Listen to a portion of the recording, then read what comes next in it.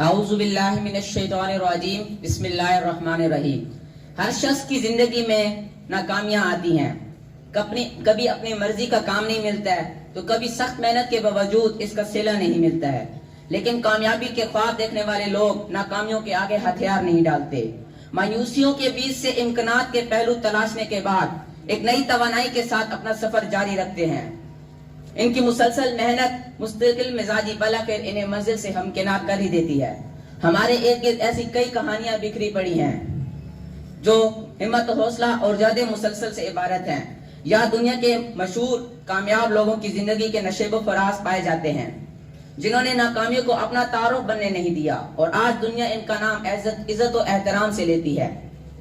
یہ ایک ایسے بچے کی کہانی ہے جو اسکول میں آتے زدگی کا شکار ہو گیا تھا۔ اس کی حالت دیکھ کر یہی کہا جاتا تھا کہ وہ بچ نہیں پائے گا۔ ڈاکٹر نے بھی اس کی ماں کو صاف جواب دے دیا تھا کہ یہ بچہ بچ نہیں سکتا ہے، لیکن اس کو تھوڑی سی امید دلاتے ہوئے یہ کہا کہ اگر یہ لڑکا بچ بھی گیا تو کبھی چل نہیں پائے گا، کیونکہ اسکول میں اچانک بھڑک جانے والی آگ سے اس کا ذہنی جسم پوری طرح سے جھلس چکا تھا۔ اس کی پتلی ٹانگیں اور بے جان ٹانگیں اس کے اوپر دھڑ کے ساتھ لٹکی نظر آتی تھی، اور ایک دن اس کو ہسپتال سے ڈسچارج کر دیا گیا، اور جب یہ گھر پہنچا تو ایک ویل چیئر تک ہی محدود ہو کر رہ گیا تھا، لیکن اس کے دل میں چلنے کی شدید خواہش تھی۔ وہ اپنے پیروں پر کھڑا ہونا چاہتا تھا، تو اس نے ایک بار اپنے آپ کو ویل چیئر سے گرا دیا اور خود کو گھسیٹنے لگا۔ گھسیٹتے گھسیٹتے وہ اپنے آپ کو ایک جنگلے تک لے گیا۔ وہاں پر وہ اس نے خود کو کھڑا کیا اور لنگڑانے لگا اور آہستہ آہستہ چلنے لگا۔